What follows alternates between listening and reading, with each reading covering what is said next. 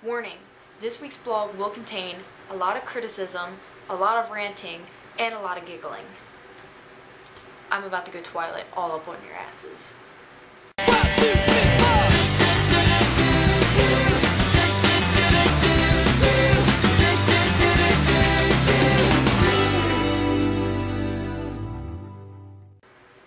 McFly's Nowhere Left to Run, 30 to 45 minute, I forget how long movie.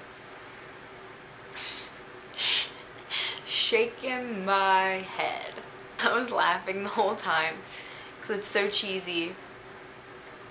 But yeah. Anyway, spoiler alerts, because I will be summarizing the movie.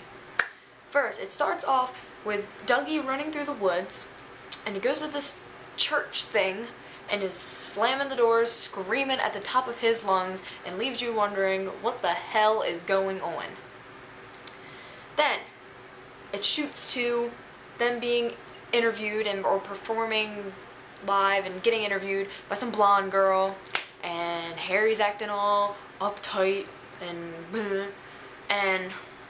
so after the interview, Harry follows the interviewer into her dressing rooms like some kind of creep, and I'm baffled. I mean, I know this is about vampires, and I know Harry's a vampire, but I'm trying to figure out why he... Okay.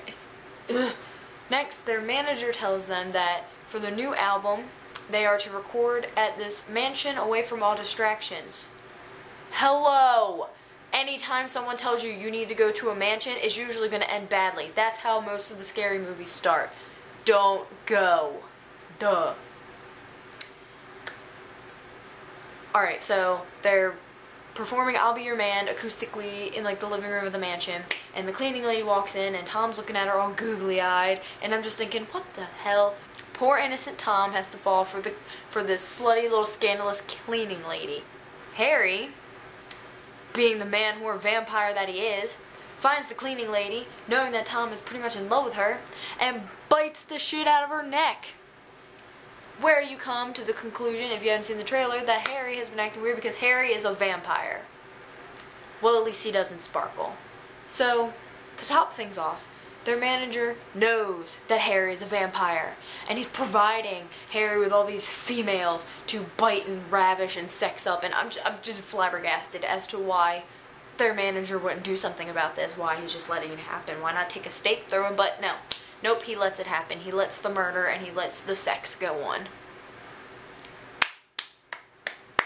Where the hell is Fletch when you need him? Okay, then their manager decides that they need to have a party so that they can all loosen up and all that stuff. And, you know, Danny's like, yeah, sure, why not? Because he's Danny. Nope, Harry's not at the party because he took all the females that were at the party to his bedroom and they have a big old orgy. And I'm sorry, but I was disturbed by this. Absolutely disturbed. You have 12-year-old fans, McFly. What were you thinking?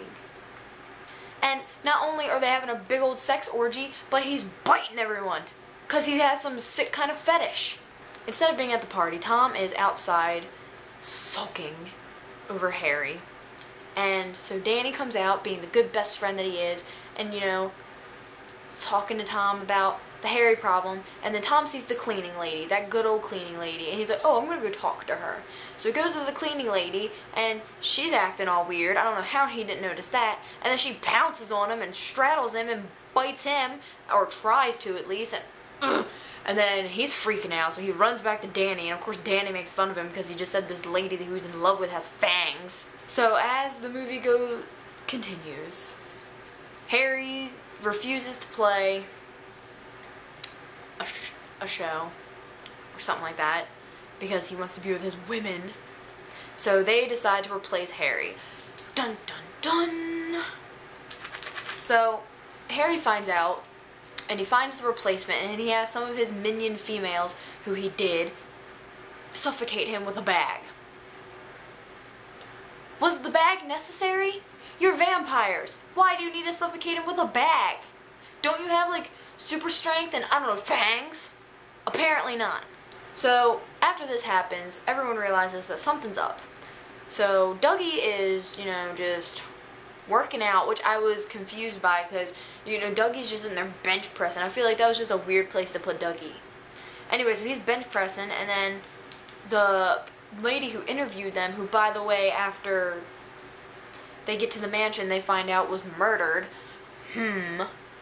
She shows up and attacks Dougie in his most vulnerable position, benching, and then Danny opens the door and sunlight burns her. So after they see the interviewer lady back to life and burning, they decide to finally run. You know, I'm sorry, but if Harry was really bringing in all these women and then people were mysteriously dying, people who were around Harry, and I'm sorry, I would have done something a little sooner, but now they're running through this mansion place, which is also a bad idea. Apparently they don't watch scary movies. So they come up with a plan and they start playing End of the World, and Harry gets electrocuted and thrown to the floor, and they use their guitars as stakes and are stabbing him until he dies, and I'm just like, that's a little gruesome. And then they're running out, and then Tom's killed by the cleaning lady, of course, because no one predicted that.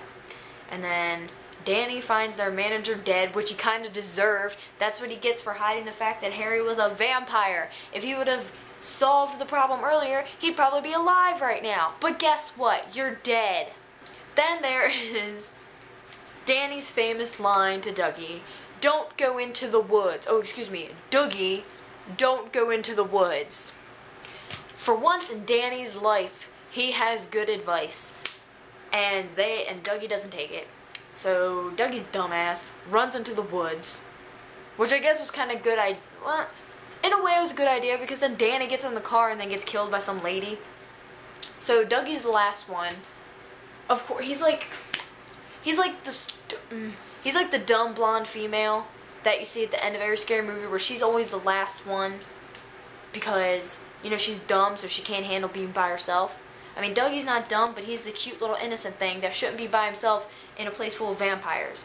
He needs some protection. Did they not consider the ghost hunting thing where him and Tom were petrified? They shouldn't be by themselves.